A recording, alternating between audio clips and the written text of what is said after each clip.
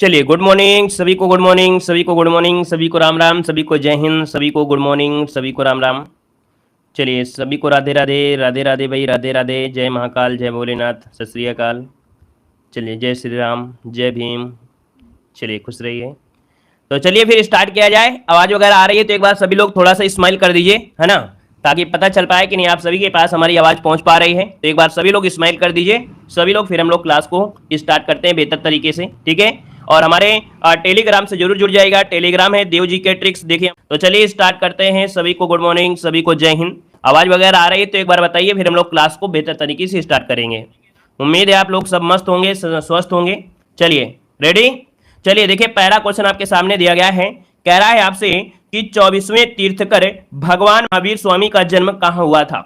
यहां पर जवाब देना है आपका जो पहला ऑप्शन है, पहला क्वेश्चन आपका आंसर क्या राइट हो जाएगा। चलिए देखिए बताइएगा कि 24वें तीर्थकर कौन थे, भगवान महावीर स्वामी थे। इनका जन्म पूछा गया, इनका जन्म जो हुआ ये कहां पर हुआ था। वन का ऑप्शन देखिए आने शुरू हो गए हैं और आपका जवाब बिल्कुल दोस्तों बिल्कुल सही आया है। ऑप्शन यहां पर बनेगा कौन सा, यहां पर बी नंबर कुंडलग्राम। क्या हो जाएगा, कुंडलग्राम में हुआ था दोस्तों, याद रखिएगा। और ये जैन धर्म के अंतिम तीर्थकर थे जो कि 24वें आपके थे, है ना दोस्तों। एक पॉइंट होता है कि जैन धर्म का वास्तविक संस्थापक दोस्तों इन्हीं को ही माना जाता है। और एक पॉइंट आपका और यहां पर पूछेगा कि जो आपके पहले, याद रखिएगा कि जैन धर्म के जो पहले तीर्थकर थे वो कौन थे, तो ऋषभ देव थे। कौन, ऋषभ देव थे दोस्तों, याद रखिएगा। चलिए यहां पर आगे बढ़ते हैं। क्वेश्चन आपसे अगला पूछा गया है, याद दिया है कश्मीर का अकबर के नाम से किसे जाना जाता है। चलिए बताइएगा कि कश्मीर के अकबर के नाम से किसे जानते हैं। चलिए गुड मॉर्निंग सभी को, गुड मॉर्निंग सभी साथियों को, गुड मॉर्निंग भोलेनाथ, सभी को जय हिंद। चलिए जवाब दीजिए, इसका आंसर आपका जो बनेगा राइट इनमें से क्या हो जाएगा।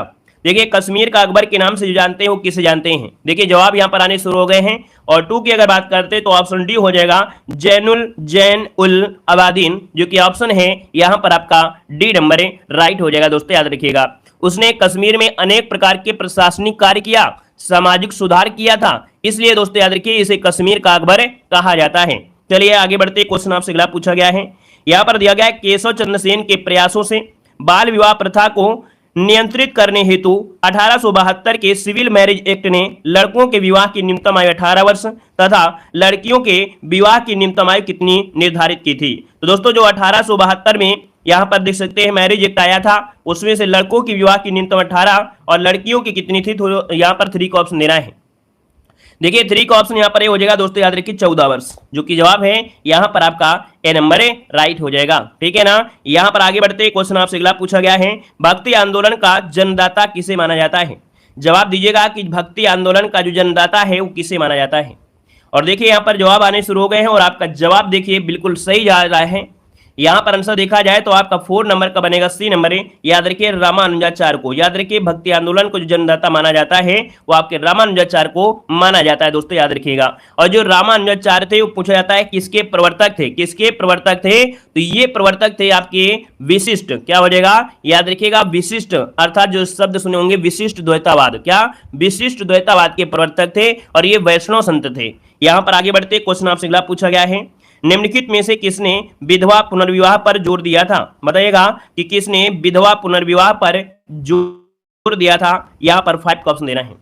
चलिए देखिए 5 की अगर बात करते हैं तो देखिए जवाब यहां पर आने शुरू हो गए हैं और आपका जो आंसर आ गया है बिल्कुल सही है, याद रखिएगा ये है आपके ईश्वर चंद्र विद्यासागर। नोट कर लीजिएगा कि विधवा पुनर्विवाह के क्षेत्र में सर्वाधिक योगदान जो दिया था वो ईश्वर चंद्र विद्यासागर ने दिया था, ठीक है ना। और यहां पर आगे बढ़ते क्वेश्चन आपसे अगला पूछा गया है, कैबिनेट मिशन भारत में कब आया था। नोट करिएगा, बताइएगा कि कैबिनेट मिशन जो आया भारत में कब आया था। तो दोस्तों यहां पर 6 नंबर की अगर बात करते हैं तो दोस्तों ऑप्शन यहां पर हो जाएगा 1946। क्या हो जाएगा, जिसका भी ऑप्शन यार आ रहा है यहां पर ए नंबर बिल्कुल राइट हो जाएगा। याद रखिए कैबिनेट मिशन 1946 ये भारत में आया था दोस्तों, याद रख लीजिएगा। इसमें 3 सदस्यीय आपकी टीम थे, है ना, जिसमें से आपके पैथिक लॉरेंस इसके क्या थे, यहां पर कह सकते हैं कि अध्यक्ष थे। इनके साथ आपके स्टेफर्ड क्रिप्स और एवी एलेक्जेंडर भी आपके शामिल थे। नेक्स्ट क्वेश्चन को बढ़ते, क्वेश्चन दिया गया है, निम्नलिखित में से कौन उदारवादी नेता नहीं था। यहां पर देखिए 7 नंबर में आपसे कह रहा है उदारवादी नेता नहीं था। तो दोस्तों यहाँ पर देखिए उदारवादी नेता में आपके मदन मोहन मालवीय भी थे, दादा भाई नौरोजी भी थे, गोपाल कृष्ण गोखले थे, लेकिन जो आपके बाल गंगाधर तिलक हैं, याद रखिएगा कि बाल गंगाधर तिलक जो आपके दोस्तों याद रखिएगा ये गरम दल के नेता थे। कौन कौन? लाल बाल पाल, है ना, सुने थे ना, लाल बाल पाल किसे बोलते हैं? लाल मतलब होता है लाला लाजपत राय, बाल से बाल गंगाधर तिलक और पाल से होता है बिपिन चंद्र पाल। ये जो आपके थे ये गरम दल के नेता थे। जबकि यहां पर देखा जाए नरम दल में कौन? जैसे गोपाल कृष्ण गोखले हो गया, मदन मोहन मालवीय हो गया, दादा भाई नौरोजी हो गए, ये आपके उदारवादी अर्थात नरम दल के थे। क्लियर है? चलिए आगे बढ़ते। क्वेश्चन आपसे दिया गया है कि भारतीय राष्ट्रीय कांग्रेस की प्रथम महिला अध्यक्ष इनमें से कौन थी? जवाब देना है कि भारतीय राष्ट्रीय कांग्रेस की जो प्रथम महिला अध्यक्ष थी, यहां पर राइट आंसर क्या हो जाएगा? तो दोस्तों यहां पर यह देखिए आपका जवाब इनमें से ए हो जाएगा, एनी बेसेंट। क्या हो जाएगा? एनी बेसेंट इसका जो आंसर है यहां पर राइट हो जाएगा। क्लियर है? ये कौन से अधिवेशन में? तो 1917 के अधिवेशन में, जो कि आपके कोलकाता में हुआ था यह अधिवेशन, उसमें से आपकी रही थी दोस्तों, याद रखिएगा। यहां पर आगे बढ़ते हैं। क्वेश्चन आपसे दिया गया है कि स्वतंत्र भारत का प्रथम गवर्नर जनरल कौन था? बताइएगा कि स्वतंत्र भारत का प्रथम गवर्नर जनरल इनमें से जो था, इनमें से कौन था?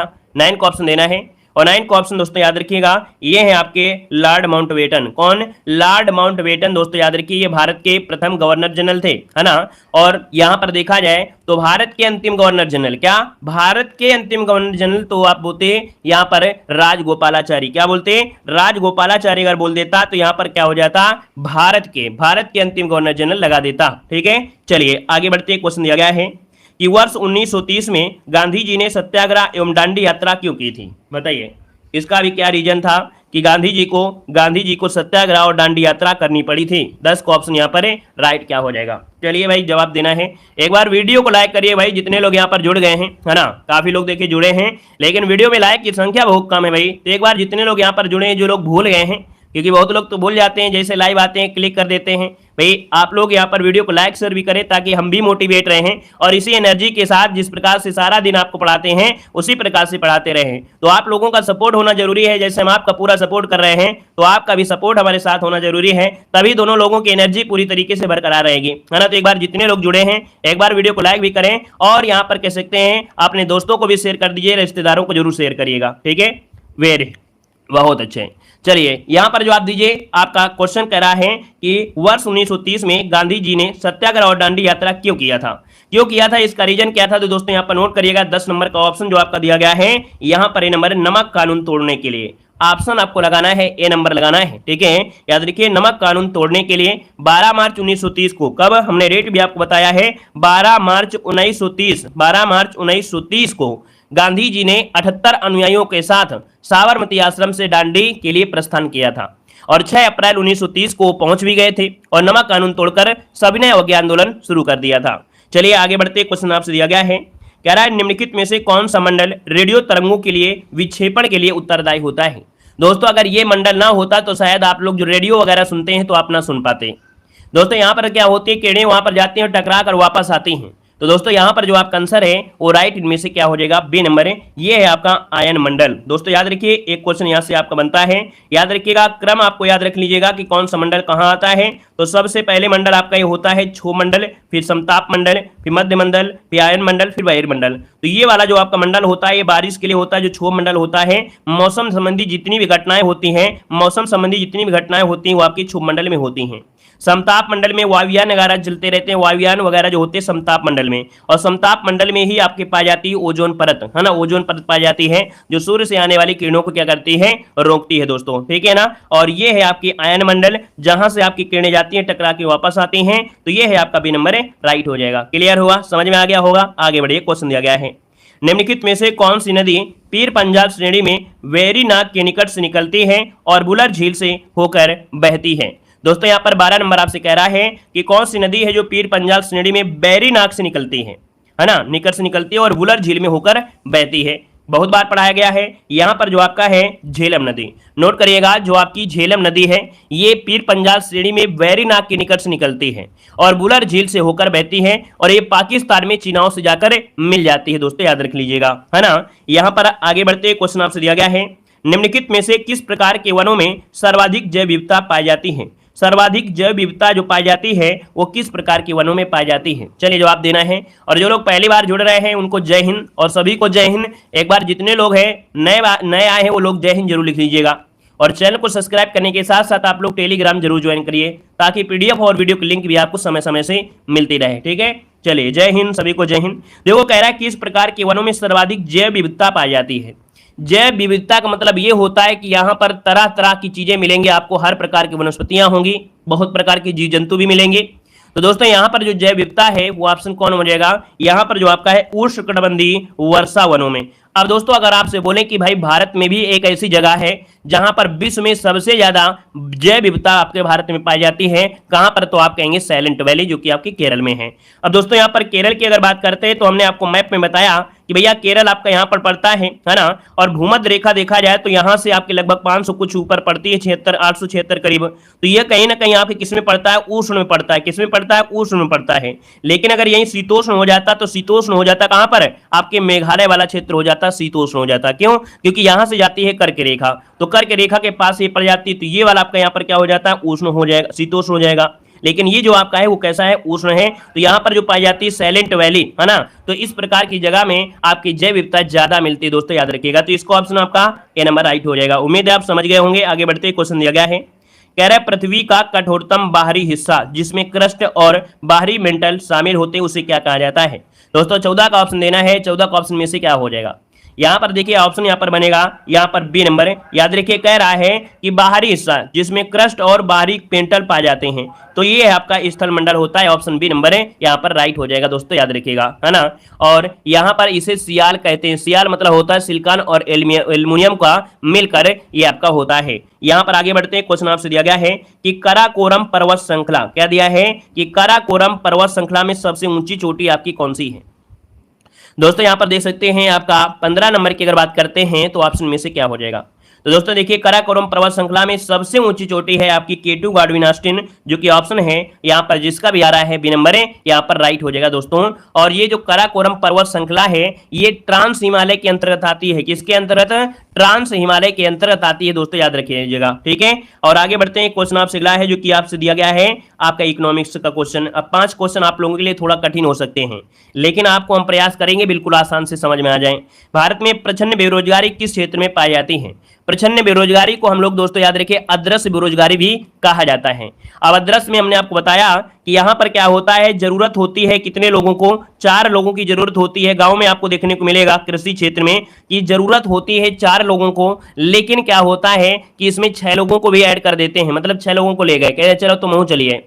अब उसमें से 2 क्या हो गए? एक्स्ट्रा हो गए। अब जितने ज्यादा लोग होते हैं उतना मस्ती से लोग करते हैं, तो वो काम 4 लोग कर सकते थे, लेकिन वही काम कितने लोग कर रहे हैं? 6 लोग। तो 6 लोग का मतलब ये हो गया कि यहाँ पर जो 2 लोग आपके हैं वो क्या है? एक्स्ट्रा हैं, अर्थात इनके ना होने से भी कोई दिक्कत ना होता, तो इसे बोलते हैं प्रच्छन्न या छिपी हुई बेरोजगारी। तो दोस्तों ये आपका होता है कृषि क्षेत्र में। इसका ऑप्शन आपका बनेगा ए नंबर राइट हो जाएगा दोस्तों, याद रख लीजिएगा। क्लियर है? मतलब अगर जितने उससे अधिक जो आपके श्रमिक थे, ये वाले 2 अगर हटा भी लेते तो कोई दिक्कत ना होता, है ना। 2 को हटा दीजिए, 2 को लगा लीजिए, कोई परिवर्तन नहीं होगा, सेम आपको मिलेगा। ठीक है, चलिए आगे बढ़ते। क्वेश्चन दिया गया है, कह रहे मांग की धनात्मक आय लोच की व्याख्या करता है।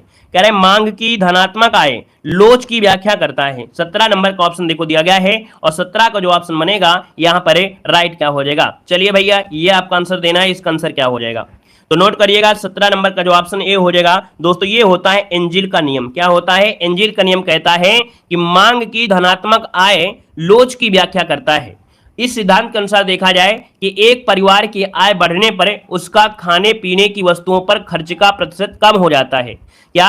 कि एक परिवार की आय बढ़ने पर उसका खाने पीने की वस्तुओं पर खर्च का जो प्रतिशत होता है कम हो जाता है, ये एजिल का नियम कह रहा है। लेकिन वास्तविकता क्या होता है? वास्तविकता होती है कि जब आय बढ़ती है तो भैया खर्च भी बढ़ता है। ये आप लोग जानते हैं, जिसकी ज्यादा कमाई उतना खर्च भी वो करता है। लेकिन एंजिल का नियम बिल्कुल उल्टा आपका है दोस्तों, याद रखिएगा कि इसमें क्या होता है कि अगर परिवार की आय बढ़ रही है तो उसका जो खाने पीने वस्तुओं पर जो खर्च है वो प्रतिशत के हिसाब से क्या होता है? कम हो जाता है। समझ समझ गए होंगे। आगे बढ़िए, क्वेश्चन आपसे अगला पूछा गया है, निम्नलिखित में से कौन सी दर बैंकों द्वारा ऋण के लिए अपने सबसे योग्य ग्राहकों से वसूली जाती है। देखो कह रहा है कि कौन सी दर बैंकों द्वारा ऋण के लिए अपने सबसे योग्य ग्राहकों से वसूली जाती है। तो दोस्तों यहां पर 18 का ऑप्शन बनेगा ए नंबर है। ये होता है न्यूनतम उधार दर। क्या होता है? न्यूनतम उधार दर बैंकों द्वारा ऋण के लिए अपने सबसे योग्य ग्राहकों से वसूली जाती है। और यह दर जो होती है, यह दर वह ब्याज दर है जिस पर बैंक अपने सबसे विश्वसनीय ग्राहकों को उधार देता है।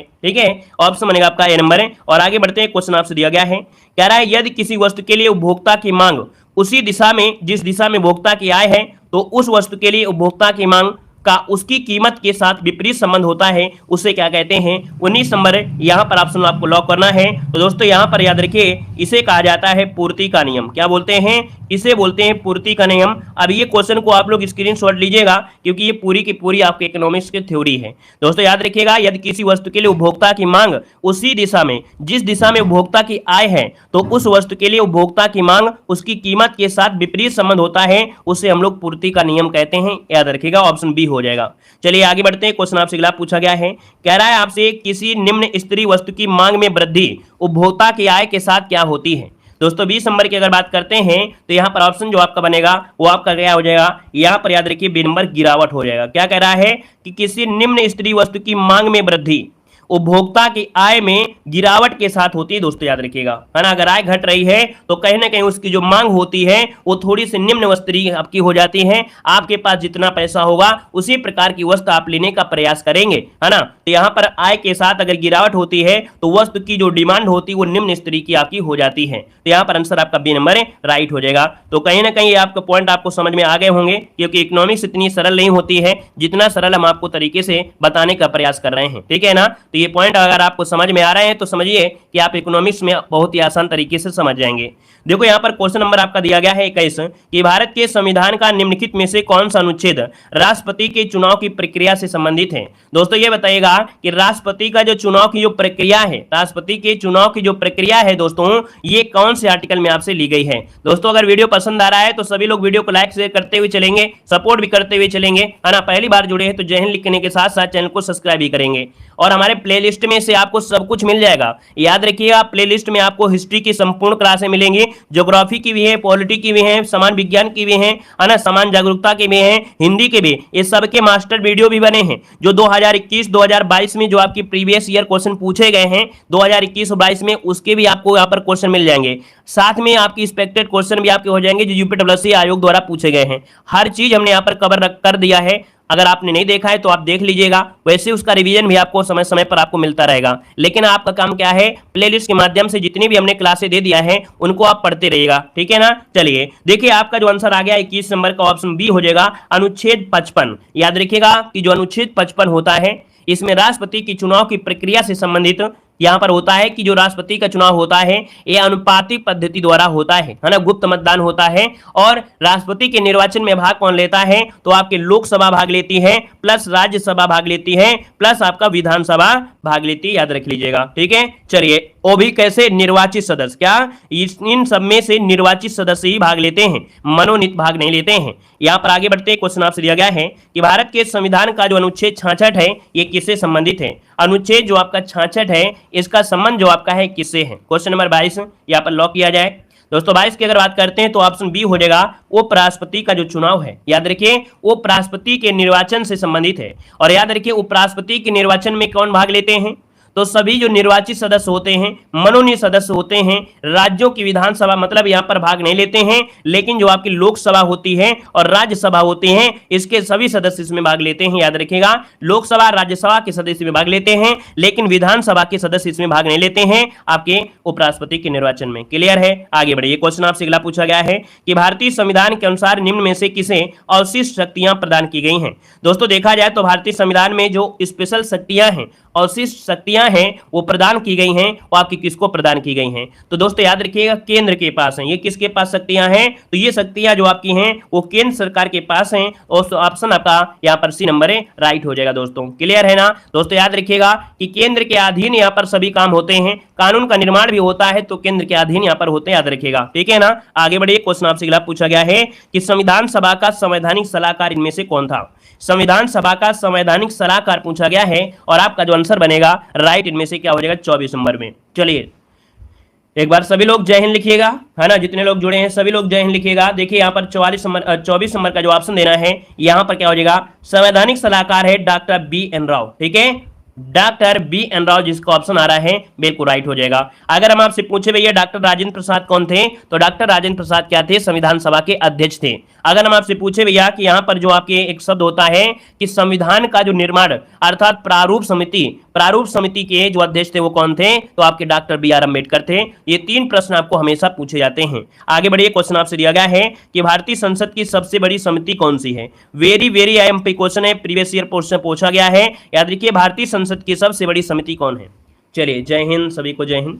दोस्तों यहाँ पर देखिए संसद की सबसे बड़ी समिति है ये प्राक्कलन समिति है। कौन है, प्राक्कलन समिति, जो कि ऑप्शन बनेगा यहाँ पर ही नंबर हो जाएगा। दोस्तों याद रखिएगा इसमें सदस्यों की संख्या कितनी होती है, 30 होती है। प्राक्कलन समिति में सदस्यों की संख्या क्या होती है, 30 होती है। इसका कार्यकाल दोस्तों याद रखिए 1 साल का होता है और इसमें पूरे के पूरे लोग किसके होते हैं, लोकसभा के होते हैं। प्राक्कलन समिति में याद रखिए लोकसभा के ही पूरे 30 सदस्य होते हैं और इसका कार्यकाल जो होता है वो 1 वर्ष होता है, ठीक है। आगे बढ़ते हैं, क्वेश्चन आपसे अगला पूछा गया है असुमेलित तथ्य को पहचानना है, इनमें से कौन सुमेलित नहीं है। क्वेश्चन नंबर 26 यहाँ पर लॉक किया जाए। 26 नंबर की अगर बात करते हैं दोस्तों, यहाँ पर देखो दिया गया है विटामिन बी, थायमिन हो जाएगा। विटामिन बी आपका दिया गया है, अरे विटामिन बी ऐसा क्या है भाई, एक ही जैसे सब कुछ लिखा है, ऐसा कुछ है क्या भाई। ये तो हमें लग रहा है कि गड़बड़ हो गया क्वेश्चन ही है ना। क्वेश्चन नंबर 26 जो आपका है थोड़ा हमें गड़बड़ लग रहा है, और गड़बड़ लग रहा है तो हमको लग रहा है कि कुछ ना कुछ इसमें देखना पड़ेगा कि वास्तविकता में जो क्वेश्चन है वो टाइपिंग वाले ने कुछ गड़बड़ी कर दिया है। तो दोस्तों यहाँ पर देखो, यहाँ पर विटामिन B1, विटामिन B2 और विटामिन 6 और विटामिन B12।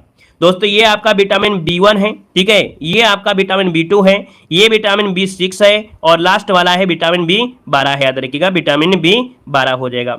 आप बताइएगा कौन सा आपका सही सुमेलित नहीं है यहाँ पर 26 नंबर में। चलिए अब आप लोग सही कर देंगे, उम्मीद है आप सब लोग सही करेंगे। देखो यहाँ पर विटामिन B1 जो आपका है थायमिन है, बिल्कुल सही है।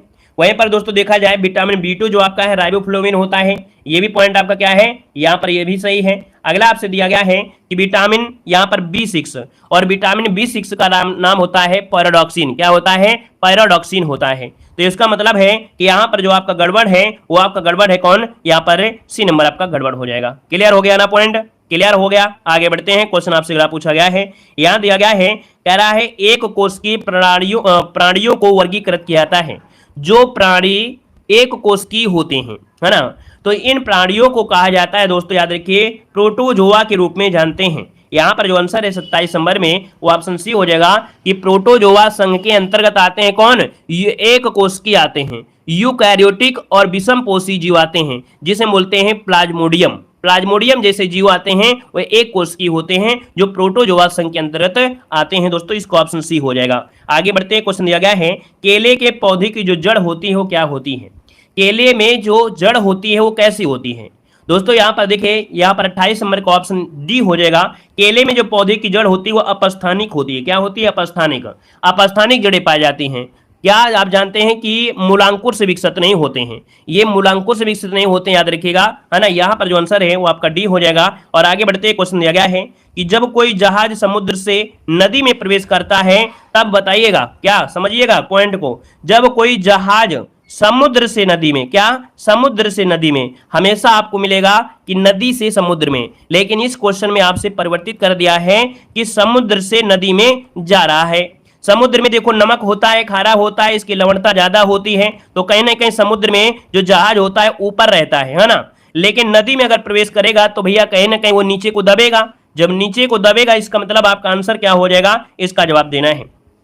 चलिए, थोड़ा ऊपर उठ जाता है, थोड़ा डूब जाता है, सामान्य स्थिति में रहता है, या इनमें से कोई नहीं। यहां पर जवाब दीजिए, यहां पर आंसर है राइट क्या हो जाएगा। चलिए भाई इसका आंसर देना है और आपका जो आंसर है यहां पर राइट क्या हो जाएगा। ये क्वेश्चन बहुत ही लॉजिक वाला है, ये क्वेश्चन जो आपका है बहुत ही लॉजिक वाला है और बहुत ही अच्छा क्वेश्चन है। यहां पर समझिए इसका आंसर क्या हो जाएगा। चलिए, जब कोई जहाज समुद्र से नदी में प्रवेश करता है तो समुद्र व नदी के जल में घनत्व में अंतर होने के कारण, है ना, थोड़ा सा क्या होता है, उठ जाता है। तो दोस्तों यहां पर आंसर जो आपका है क्या होगा? अरे कुछ आंसर की में गड़बड़ी लग रही है। चलिए आप लोग सही कर दीजिए, इसका आंसर जो आपका बनेगा सही क्या हो जाएगा, आप लोग सही करेंगे। चलिए बी नंबर है, यहां पर देखो जो आपका आंसर आ रहा है भैया बी नंबर बिल्कुल सही है। याद रखिएगा यहां पर आपका बी हो जाएगा, थोड़ा सा डूब जाएगा। लेकिन अगर यही क्वेश्चन उल्टा कर देता है ना, क्योंकि किताब में थोड़ा उल्टा दिया है, किताब में उल्टा दिया है कि जब नदी से समुद्र में जाता है, हमने क्वेश्चन बताया ना कि ये जो क्वेश्चन आपका है, ये जो क्वेश्चन आपका है उल्टा लिख दिया गया है। वास्तविकता यही होता है नदी से आपके समुद्र में, लेकिन अगर क्वेश्चन ऐसा आ जाता है तो इसका मतलब है कहीं ना कहीं उसका जो आपका प्रश्न तनाव था, घनत्व था, वो अंतर हो गया, इस वजह से हो गया। क्लियर है? आगे बढ़िए, क्वेश्चन आपसे अगला पूछा गया है। वेरी गुड, तब वो आपका ये होता है। बहुत अच्छे, समझ गए, समझाने का तरीका आपको समझ में आ गया, बस इतनी अच्छी बात है। क्वेश्चन कैसा भी घुमाए लेकिन आपको आंसर देना है। कह रहा है थॉमस ग्रंथि द्वारा निर्मित हार्मोन्स का नाम बताइएगा। थाइमस ग्रंथि आपसे पूछा गया है। अब आप बताइएगा जो थाइमस ग्रंथि है, थाइमस ग्रंथि आपका है, इसके द्वारा जो हार्मोन्स होता है वो कौन सा हार्मोन्स होता है? दोस्तों यहां पर देखिए आपका जो आंसर है राइट इनमें से क्या हो जाएगा, तो ये है ऑप्शन आपका डी नंबर थाइमोसिन। क्या होता है? थाइमोसिन होता है। ऑप्शन आपका डी नंबर राइट हो जाएगा। और आगे बढ़ते क्वेश्चन आपसे अगला पूछा गया है, निम्न में से कौन सा शब्द आपका स्त्रीलिंग में है? दोस्तों स्त्रीलिंग शब्द आपको बताना है। आपका 36 नंबर की अगर बात करते हैं तो ऑप्शन यहां पर राइट क्या हो जाएगा? दोस्तों यहां पर कैसा और कैसी वाला ट्रिक लगा दीजिए, आंसर आपका मिल जाएगा। उपहार कैसा है, ग्रंथ कैसा है, मस्तक कैसा है, रचना कैसी है और कैसी आगे, इसका मतलब यहां पर आंसर आपका डी वाला राइट हो जाएगा। दोस्तों चलिए आगे बढ़ते, क्वेश्चन आपसे अगला पूछा गया है। कह रहे वह स्त्री जिसका पति प्रदेश या विदेश गया हो, और जो प्रदेश गया है तो इसे क्या कहा जाएगा?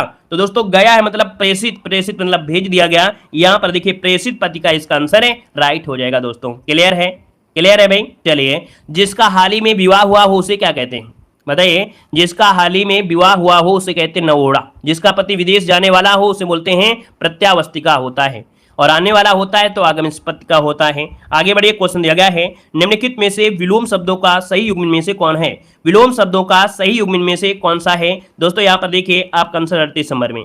तो 38 की अगर बात करते हैं तो भैया आपसे कह रहा है ईप्सित का अनिप्सित होता है, तो पहला गलत है। अमित का देखो समित दिया है, ये भी गलत है, परमित होता है। यहाँ पर हया और बेहया दिया है। दोस्तों हया और बेहया बिल्कुल सही है। यहाँ पर क्या करिए, बीच में दोस्तों डॉट लगा लीजिए, ऐसे बीच में लगा लीजिएगा, तो यहाँ पर आंसर आपका सी नंबर है राइट हो जाएगा। चलिए आगे बढ़ते हैं, क्वेश्चन आपसे अगला पूछा गया है। कह रहे हैं अंधेर नगरी नाटक के रचयिता कौन है? अंधेर नगरी नाटक के रचयिता इनमें से पूछा गया है। और दोस्तों आपका 39 का ऑप्शन क्या होगा? तो 39 का ऑप्शन दोस्तों याद रखिएगा, यहाँ पर ऑप्शन सी भारतेंदु हरिश्चंद्र। और नाटक तो आपने देखा होगा, बहुत लोग हाई स्कूल इंटर में जब रहते हैं अपने छोटे मतलब पढ़ाई में जब रहते हैं तब भी नाटक करते हैं। यहाँ पर आगे बढ़िए, क्वेश्चन आपसे अगला पूछा गया है। कह रहे अंतर्राष्ट्रीय युवा दिवस कब मनाया जाता है? बताइएगा कि अंतर्राष्ट्रीय युवा दिवस जो मनाते हैं वो आपके कब मनाया जाता है? यहाँ पर आंसर क्या हो जाएगा? अंतर्राष्ट्रीय युवा दिवस यहाँ पर देखिए 12 अगस्त वाला बिल्कुल सही जवाब आ गया है। याद रखिएगा आपका आंसर जो आया है सी नंबर है, 12 अगस्त बिल्कुल आंसर है, यहाँ पर लॉक हो जाएगा। और आगे बढ़ते क्वेश्चन आपसे दिया गया है, इंडिया गेट पुस्तक किसने लिखा है? इंडिया गेट जो पुस्तक है ये किसने लिखा है? 62 को ऑप्शन लॉक करना है। दोस्तों इंडिया गेट की अगर बात करते हैं तो ऑप्शन यहाँ पर आपका डी नंबर है, ये है आपके लेसी फोबर्स। कौन है? लेसी फोबर्स जो दिए हैं, लेसी फोबर्ग, ये जो ऑप्शन है आपका डी नंबर है राइट हो जाएगा। और इसके बाद आगे बढ़ते क्वेश्चन आपसे अगला पूछा गया है, रमन मैग्सेसे पुरस्कार निम्नलिखित में से किस व्यक्ति के नाम पर दिया जाता है? तो दोस्तों बताइएगा कि जो रमन मैग्सेसे पुरस्कार है ये किस व्यक्ति के नाम पर दिया जाता है? यहाँ पर दोस्तों ऑप्शन क्या हो जाएगा? तो आप कहेंगे ऑप्शन सी हो जाएगा, ये फिलीपींस के पूर्व राष्ट्रपति हैं। दोस्तों याद रखिएगा कि रमन मैग्सेसे पुरस्कार फिलीपींस के पूर्व राष्ट्रपति रमन मैग्सेसे के नाम पर प्रदान किया जाता है। और यह पुरस्कार दोस्तों 1957 में रॉकफेलर ब्रदर्स फंड ने स्थापित किया था। कौन? रॉकफेलर ब्रदर फंड ने स्थापित किया था 1957 में। आगे बढ़िए, क्वेश्चन दिया गया है, निम्न में से किस खेल को 3 रूप भेदों में खेला जा सकता है? दोस्तों कह रहा है निम्न में से किस खेल को 3 रूप भेदों में खेला जाता है? घोड़ा, साइकिल और हाथी। दोस्तों 64 नंबर में। तो दोस्तों यहाँ पर देखिए जो आपका पोलो है, क्या याद रखिएगा, जो पोलो है दोस्तों याद रखिएगा यहाँ पर घोड़ा, साइकिल और हाथी, ये ऑप्शन आपका सी हो जाएगा, पोलो हो जाएगा। यहाँ पर आगे बढ़ते क्वेश्चन दिया गया है, भगवान पशुपतिनाथ मंदिर जो आपका है ये कहाँ पर है? बताइएगा भगवान पशुपतिनाथ मंदिर जो है ये कहाँ पर स्थित है? दोस्तों आपका आंसर क्या हो जाएगा 65 नंबर में? तो 65 को ऑप्शन डी हो जाएगा। याद रखिएगा काठमांडू में। कहां पर है? काठमांडू इसका आंसर है, यहाँ पर राइट हो जाएगा दोस्तों। ठीक है, आगे बढ़ते क्वेश्चन आपसे दिया गया है कि इनमें से कौन सी पर्यटक ट्रेन है? पर्यटक ट्रेन पूछा गया है कि इनमें से जो पर्यटन ट्रेन है वो आपकी कौन सी है। यहाँ पर देखिए 66 नंबर में पहला ऑप्शन दिया गया पैलेसान व्हील्स, बिल्कुल सही है। राजस्थान रॉयल राजस्थान ये भी है। महाराणा एक्सप्रेस ये भी है। दोस्तों ऑप्शन डी इसका राइट हो जाएगा। ये सभी जो आपकी ट्रेन है ये पर्यटन ट्रेनें हैं। ऑप्शन जिसका आगे डी नंबर राइट हो जाएगा। आगे बढ़िए, क्वेश्चन दिया गया है कि भारत ने अपना पहला उपग्रह आर्यभट्ट अंतरिक्ष में कब छोड़ा था। ऐसा क्वेश्चन संभावना है कि इस बार को क्वेश्चन देखने को मिल सकता है ना। तो दोस्तों ऐसे क्वेश्चन को जरूर पढ़ के जाइएगा, ये संभावित है कि आपको देखने को जरूर मिल सकता है। 67 नंबर की अगर बात करते हैं तो दोस्तों याद रखिएगा 1975 में, कब 1975 में आर्यभट्ट उपग्रह ये आपका भारत का पहला उपग्रह भेजा गया था। तो ऑप्शन बनेगा यहाँ पर नंबर है। और आगे बढ़ते क्वेश्चन दिया गया है प्रसिद्ध पुस्तक राजतरंगिणी के जो लेखक है वो आपके कौन है। राजतरंगिणी के जो आपके लेखक है वो आपके कौन है। तो दोस्तों राजतरंगिणी ये कल्हड़ के द्वारा ये संस्कृत में लिखी गई है। ऑप्शन बी हो जाएगा। ये संस्कृत ग्रंथ है आपका दोस्तों, संस्कृत में रचित किया गया है, कल्हड़ के द्वारा है। और राजतरंगिणी का अर्थ होता है कि राजाओं की नदी। राजतरंगी का मतलब होता है राजाओं की नदी। और इस पुस्तक में कश्मीर के राजाओं का इतिहास लिखा गया है, ठीक है ना। भारतीय इतिहास में लेखन में देखा जाए तो यह भारत की पहली प्रमाणिक पुस्तक मानी जाती है, ठीक है ना। तो इसका जो आंसर है वो आपका बी नंबर है, राइट हो जाएगा। एक थे आपके ऑरेल स्टाइन थे, इन्होंने क्या किया था, राजतरंगी का अनुवाद अंग्रेजी में किया था। चलिए आगे बढ़ते, क्वेश्चन आपसे अगला पूछा गया है, कह रहे स्वीडन की राजधानी का नाम बताना है। स्वीडन की राजधानी का नाम इनमें से क्या हो जाएगा। दोस्तों स्वीडन की राजधानी का नाम बताइएगा। यहाँ पर क्या हो जाएगा, तो ये स्टॉकहोम हो जाएगा। क्या हो जाएगा, स्टॉकहोम, जिसका ऑप्शन है यहाँ पर राइट हो जाएगा। वहीं पर दोस्तों बर्न जो आपकी है, बर्न ये है आपकी स्विट्जरलैंड जो कि आईएमपी है। याद रखिएगा कि यहाँ पर जो आपका स्विट्जरलैंड आपका है, स्विट्जरलैंड, ठीक है ना, ये आपके बर्न हो जाएगा। वहीं पर आपका याद रखिएगा मैड्रिड कहाँ की है, तो मैड्रिड है आपकी स्पेन की है। कहाँ की है, आपकी स्पेन की है, ठीक है ना। और ये दिया है लग्जमबर्ग, और लग्जमबर्ग की राजधानी लग्जमबर्ग ही होगी, याद रखिएगा। चलिए आगे बढ़ते, क्वेश्चन दिया गया है कि भारतीय दलहन अनुसंधान संस्थान कहां पर है। दोस्तों जवाब देना है कि भारतीय दलहन अनुसंधान संस्थान जो आपका है ये कहां पर, इसका जवाब देना है। और इसकी स्थापना 1983 में की गई थी। कब की गई थी, इसकी स्थापना 1983 में की गई थी। अब ये बताइएगा कि ये आपका है कहां पर, इसका जवाब आप सभी लोग दीजिए जल्दी से। चलिए बहुत अच्छे, वेरी गुड, बहुत अच्छा है। ऐसा क्वेश्चन तो आप लोग धुआं धुआं कर देंगे। हमने आपको यूपी जीके में पढ़ाया है ना, यूपी जीके में पढ़ाया है और आपको यूपी जीके का मास्टर वीडियो मिलेगा। तो दोस्तों यहाँ पर देखिए आपका जो आंसर आ रहा है आपका कानपुर, बिल्कुल सही जवाब हो जाएगा। याद रखिएगा भारतीय दलहन अनुसंधान ये कहां पर है, ये आपके कानपुर में है। दोस्तों क्लियर है। आगे बढ़ते हैं, क्वेश्चन आपसे अगला पूछा गया है, आपसे कह रहा है उत्तर प्रदेश के किस जिले में विश्व का पहला गिद्ध संरक्षण केंद्र का निर्माण किया गया है। यहाँ पर जवाब देना है, आपका आंसर इनमें से क्या हो जाएगा। हमारे मॉडल पेपर में आपको हर चीज आपको मिलेगी, हमने बताया है। अगर आप हमारे चैनल से जुड़ रहे हैं इसका मतलब आपको ये नहीं सोचना है कि अभी हमें पढ़ना क्या है, क्योंकि वास्तविकता पेट का जो सिलेबस होता है वही हम आपको पढ़ाते हैं। पेट के सिलेबस के अनुसार मॉडल पेपर होगा, पेट के सिलेबस के अनुसार आपको क्वेश्चन भी होंगे, है ना। मार्केट में बुक भी कई प्रकार की होंगी, बहुत तो आपको अपडेट नहीं, हमने आपको पहले बता दिया है कि देखो प्रमोशन में होता है थोड़ा बहुत पैसा मिल जाता है, लेकिन आप मार्केट में जाते हैं तो आप देखा करें अपडेट है कि नहीं है, करंट अफेयर अपडेट है कि नहीं अपडेट है। लेकिन हम आपको जो सोल्व कराते हैं वो आपको अपडेट पढ़ाते हैं। तभी कहते हैं आप किसी का मॉडल पेपर मत लीजिए, ठीक है। आप किसी का मॉडल पेपर ना लीजिए, जो हम बताते हैं वो भी मत लीजिए, ठीक है। जो हम बताते हैं वो भी मत लीजिए, मॉडल पेपर किताब आप जरूर लीजिए, क्योंकि किताब में क्या होता है, थ्योरी होता है, थ्योरी को आपको पढ़ना है। मॉडल पेपर में क्या होता है, वही 2021 का 2022 का होगा, करंट अफेयर अपडेट होगी कौन नहीं हो, लेकिन हम आपको पूरी तरीके से यहाँ पर सोल्व कराते हैं। तो मॉडल पेपर आप किसी का मत लीजिए, ठीक है ना, क्लियर है। हम बोलते हैं वो भी मत लीजिएगा, ठीक है। लेकिन यह है कि आप कोई बुक लीजिए, बुक जो कि आपके थ्योरी हो, वो कोई भी आप लीजिए जो भी आपको अच्छी लगे। मार्केट में जाइए, आपको घटना चक्र मिलती है, चक्षु की मिलती है, आपको यहाँ पर अंकित भाटी सर की मिलती है। कोई एक बुक होना जरूरी है, क्योंकि बुक में सिलेबस होता है और आपको वास्तविकता पता चलता है नहीं कि वास्तविकता में सिलेबस है क्या। सर जो पढ़ाते हैं बिल्कुल सही पढ़ाते हैं नहीं होता है, तभी आपका ट्रस्ट हमारे प्रति हो सकता है पूरी तरीके से, है ना। चलिए देखिए 61 नंबर ऑप्शन देना है, और 61 की अगर बात करते हैं तो जो ऑप्शन आ रहा है यहां पर दोस्तों क्या हो जाएगा, 61 नंबर में जवाब दीजिएगा। सभी लोग फटाफट जवाब दीजिएगा। और देखिए यहां पर जो आंसर आ गया है बिल्कुल सही आया है। याद रखिएगा ये है आपका महाराजगंज, ऑप्शन यहाँ पर सी नंबर है, महाराजगंज जो आपका है यहाँ पर राइट हो जाएगा दोस्तों, ठीक है ना, क्लियर है। यहाँ पर आगे बढ़ते क्वेश्चन आपसे अगला पूछा गया है, कह रहा है स्वच्छ सर्वेक्षण ग्रामीण 2023 की डेटा रैंकिंग में उत्तर प्रदेश का कौन सा जिला अव्वल में रहा है। दोस्तों चलिए बताइएगा, बताइए जल्दी से क्या हो जाएगा। यहां पर देखो दिया गया है कि स्वच्छ सर्वेक्षण ग्रामीण 2023 की डेल्टा रैंकिंग में उत्तर प्रदेश का जो कौन सा जिला अव्वल पर है, इसका जो आंसर है यहां पर राइट क्या हो जाएगा। चलिए दोस्तों यहां पर देखिए 62 नंबर में, इतना आप पढ़ते रहिएगा, इनफ है, इनफ से क्या है, बहुत इनफ है, ठीक है, इतना ही पढ़ लीजिए आप। दोस्तों यहाँ पर बी नंबर याद रखिए प्रतापगढ़ में है। स्वच्छ सर्वेक्षण ग्रामीण 2023 की डेल्टा रैंकिंग में उत्तर प्रदेश का कौन सा जिला अव्वल पर है? तो दोस्तों याद रखिएगा प्रतापगढ़ इसका आंसर है, राइट हो जाएगा। नेक्स्ट क्वेश्चन आपका देना है, कह रहा है अपराध और आपराधिक ट्रैकिंग नेटवर्क सिस्टम लागू करने में उत्तर प्रदेश का कौन सा स्थान है? दोस्तों अपराध और आपराधिक ट्रैकिंग नेटवर्क में ये सिस्टम लागू करने में जो उत्तर प्रदेश का स्थान है ये दूसरा स्थान है दोस्तों। ऑप्शन बी हो जाएगा यहाँ पर, बी नंबर राइट हो जाएगा। आगे बढ़ते हैं, क्वेश्चन दिया गया है कि उत्तर प्रदेश के किस जिले में रेशम कृषि महोत्सव का आयोजन किया गया है? रेशम कृषि महोत्सव का जो आयोजन किया गया है ये किया गया है ऑप्शन ए नंबर आपकी गोरखपुर में। कहां पर है? गोरखपुर इसका आंसर है, राइट हो जाएगा। और आगे बढ़ते हैं, क्वेश्चन दिया गया है कि उत्तर प्रदेश में महापौर प्रत्याशी चुनाव में कितने लाख रुपए खर्च कर सकते हैं? तो दोस्तों याद रखिएगा महापौर का जो पद होता है ना, ऐसे प्रत्याशी चुनाव में दोस्तों याद रखिएगा कि 40 लाख रुपए तक खर्च कर सकते हैं। तो दोस्तों जब आप समझिएगा कि जब भैया एक महापौर का प्रत्याशी 40 लाख रुपया खर्च कर सकता है ये सरकारी के अनुसार, तो वास्तविकता में कितना खर्च कर रहा होगा? और जब आपसे बताइए कि इतना खर्च करेगा आप लोगों के लिए, तो बाद में निकालेगा कैसे? बताइए निकालेगा कैसे? ये तो जनता से ही निकालेगा ना। तो याद रखिएगा जो खर्च कर रहा है वो निकालेगा, 100% निकालेगा, कैसे भी निकालेगा। इसलिए जो खर्च नहीं करता है सपोर्ट उसका करना चाहिए, क्योंकि वास्तविकता वो दिल से सपोर्ट आपका करेगा, ना कि खर्च करने वाले। सबसे पहले वो खर्च निकालेगा अपना, ठीक है ना। जो लोग घूस से जाते हैं, जो लोग पैसा देकर नौकरी में जाते हैं ना, तो प्रयास उनका यही रहता है कि कितनी जल्दी हम अपना घूस का पैसा निकाल लें, है ना। लेकिन जो लोग मेहनत से जाते हैं वो कहते हैं कितना ज्यादा हम सपोर्ट कर रहे हैं जनता का, ताकि हमारा नाम हो सके। चलिए यहां पर अगला क्वेश्चन दिया गया है, कह रहा है हाल ही में उत्तर प्रदेश की मिसेज कौन बनी है?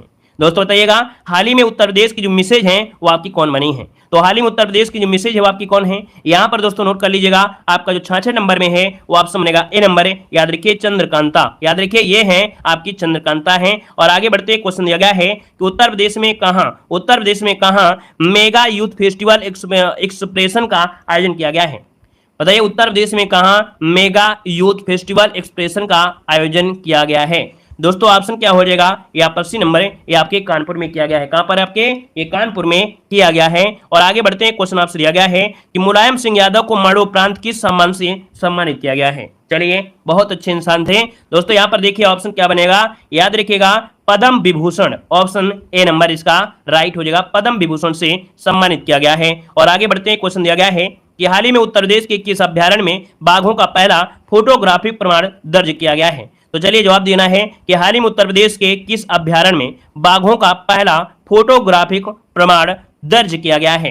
तो दोस्तों ये है आपका उत्तर प्रदेश करंट अफेयर में, और इसका जो आंसर आपका है वो डी हो जाएगा। ये आपके सुहेलवा जो अभ्यारण्य है यहाँ पर फोटोग्राफिक प्रमाण दर्ज किया गया है। यहाँ पर आगे बढ़ते हैं, क्वेश्चन दिया गया है, कह रहा है उत्तर प्रदेश में डबल डेकर क्रूज सेवा चलाया जाएगा। ये क्रूज सेवा किन के मध्य चलाया जाएगा? तो दोस्तों यहाँ पर जवाब देना है कि आपका जो आंसर है क्या हो जाएगा? उत्तर प्रदेश में दोस्तों याद रखिए ये डबल डेकर आपका क्रूज सेवा है, और ये क्रूज सेवा किसके मध्य आपको चलाया जाएगा?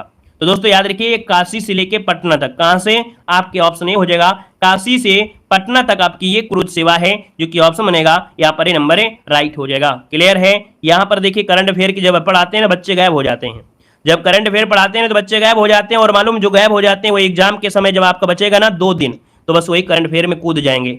फिर चाहे रट्टा मार लें, चाहे आए चाहे ना आए, फिर कहेंगे अरे यार गलती हो गई जल्दीबाजी में, और जल्दीबाजी में गलती होगी। चलिए यहाँ पर देखो आपसे कह रहा है कि स्टेट बैंक ऑफ इंडिया का मुख्यालय कहां पर है? कुछ मुख्यालय आपको ध्यान से सुनना है, आराम से सुनना है, ठीक है।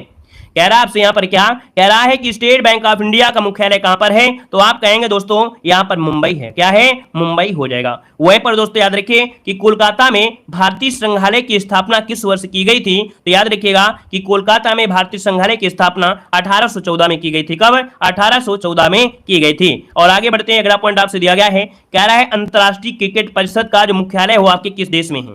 बताइएगा कि अंतर्राष्ट्रीय क्रिकेट परिषद का जो मुख्यालय है वो आपके कहां पर है? तो आपके दोस्तों ये है यूएई में है, नोट करिएगा, है ना। और अगला क्वेश्चन यहां पर दिया गया है, नेताजी का जन्म कहां हुआ था? नेताजी जन्म स्थान संग्रहालय कहां पर है? नेताजी जन्म स्थान संग्रहालय जो आपका है वो आपका कौन है? तो याद रखिएगा कटक में। कहां पर? कटक में है, कटक जो कि उड़ीसा में पड़ता है। अब ध्यान से सुन लीजिएगा, क्योंकि हम आपको सिलेबस के अनुसार ही आपको पढ़ा रहे हैं, ये वाला जो पॉइंट आपका है, ठीक है ना। तो बस आपको सुनते ही रहना और कुछ नहीं करना है, ठीक है। और वीडियो को लाइक शेयर करते रहना है, जो लोग अभी तक नहीं किया है वो आराम से लाइक करिए। कह रहा है इंपीरियल बैंक ऑफ इंडिया की स्थापना जो हुई वो कब हुई थी। नोट कर लीजिएगा कि इंपीरियल बैंक ऑफ इंडिया की स्थापना 1921 में हुई थी। लेकिन दोस्तों अगर हम आपसे एक क्वेश्चन पूछे कि ये बताइएगा कि इसका नाम परिवर्तन जो हुआ था 1955 में क्या हो गया था, तो दोस्तों याद रखिएगा कि इंपीरियल बैंक ऑफ इंडिया की स्थापना 1921 में हुई थी, लेकिन 1955 में भारतीय स्टेट बैंक इसका नामकरण किया गया था। कब? 1955 में। आगे बढ़िए, क्वेश्चन आपसे दिया गया है कि भारतीय सेना की पूर्वी कमान का मुख्यालय कहां पर है।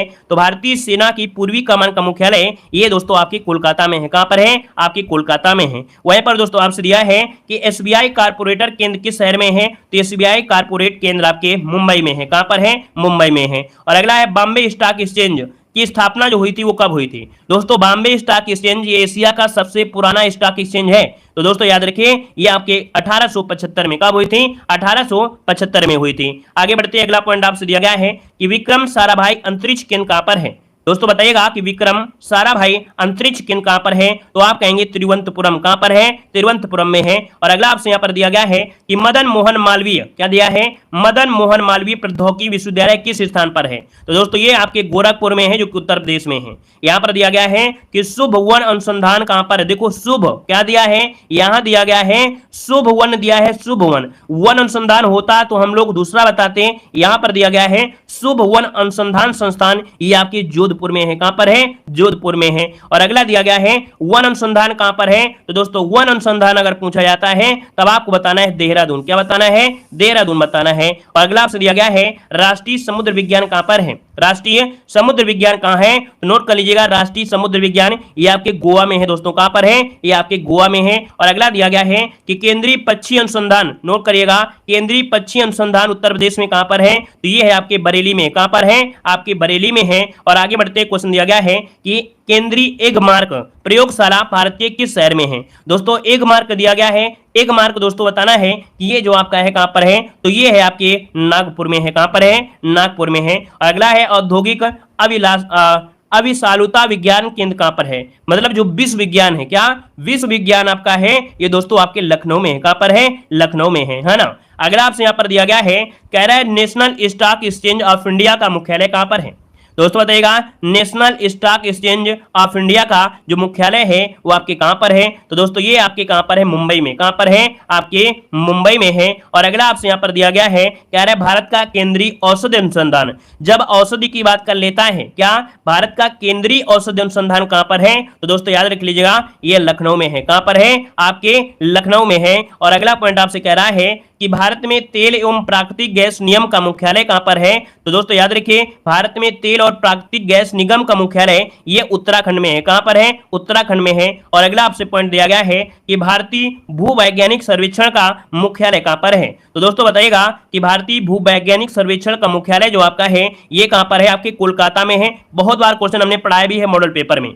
अगला आपसे दिया गया है कि भारत में केंद्रीय आलू अनुसंधान संस्थान कहां है। बताइएगा भारत में केंद्रीय आलू अनुसंधान संस्थान कहां है। तो आप कहेंगे शिमला में है। कहां पर है? आपके शिमला में है। और अगला आपसे यहां पर दिया गया है कि भारतीय दूरसंचार नियामक प्राधिकरण जो आपका ये कहां पर है। चलिए यहां पर दोस्तों याद रखिए कि भारतीय दूरसंचार नियामक प्राधिकरण का मुख्यालय ये कहां पर है। आपके नई दिल्ली में है। कहां पर है? नई दिल्ली में है। और अगला आपसे यहां पर दिया गया है नेहरू स्मारक संग्रहालय, नेहरू स्मारक संग्रहालय एवं पुस्तकालय ये कहां पर है। तो ये आपके नई दिल्ली में है। कहां पर है? नई दिल्ली में है। और अगला है कि भारतीय अंतरिक्ष अनुसंधान संगठन के अग्रणी केंद्रों में से एक आपका है सतीश धवन। कौन है? सतीश धवन अंतरिक्ष केंद्र। ये दोस्तों कहां पर है? आपके आंध्र प्रदेश में है। कहां पर है? आपके आंध्र प्रदेश में है। और अगला दिया गया है कि Tata institute of fundamental research कहां पर है। दोस्तों Tata institute of fundamental research ये आपके मुंबई में है। कहां पर है? आपके मुंबई में है। और अगला है राष्ट्रीय रेल संग्रहालय कहां पर है।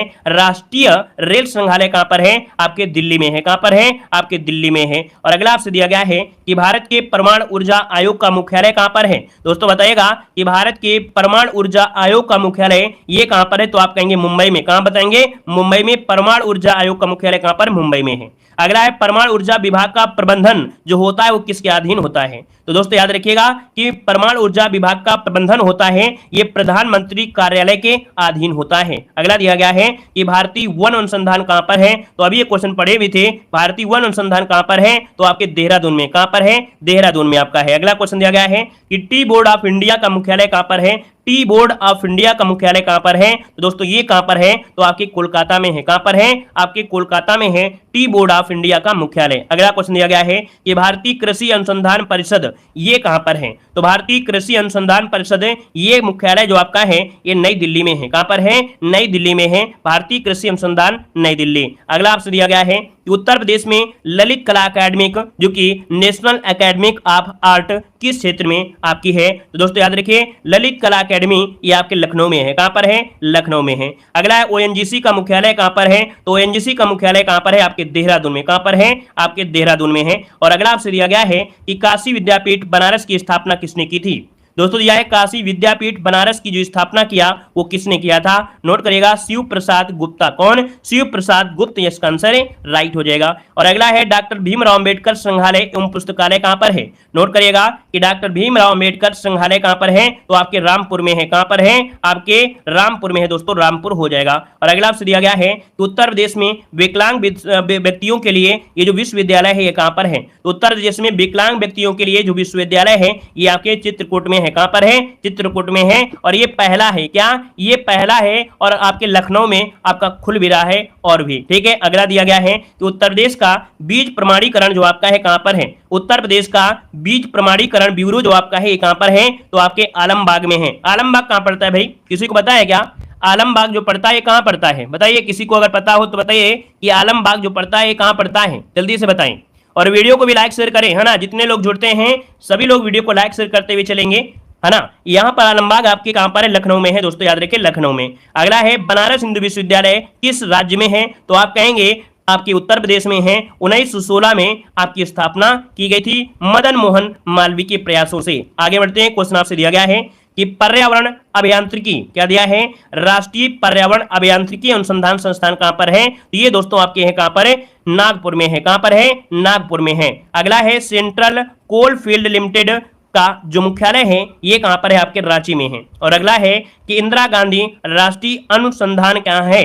इंदिरा गांधी राष्ट्रीय वन अनुसंधान अकादमी जो आपकी है ये कहां पर है? आपके देहरादून में। कहां पर है? आपके देहरादून में है। और अगला क्वेश्चन दिया गया है कि बैंकर से, क्या दिया है? बैंकर से इंस्टीट्यूट ऑफ रूरल डेवलपमेंट मतलब BIRD कहां पर स्थित है? तो दोस्तों ये आपका कहां पर है? लखनऊ में। यूको बैंक का मुख्यालय कहां पर है? आपके कोलकाता में है। वहीं पर भारत में सार्वजनिक मामलों का जो केंद्र का मुख्यालय है वो आपके बेंगलोर में है। कहां पर है? आपके बेंगलोर में है। और अगला दिया गया है, कह रहा है IDBI का मुख्यालय, IDBI का मुख्यालय ये आपके मुंबई में। कहां पर है? मुंबई में है। इलाहाबाद बैंक का मुख्यालय कहां पर है? आपके कोलकाता में है। और वहीं पर राष्ट्रीय चावल अनुसंधान कहां पर है? वो आपके कहां पर है? आपके कटक में। कहां पर है? कटक में है। ठीक है। और सभी को जय हिंद, वंदे मातरम।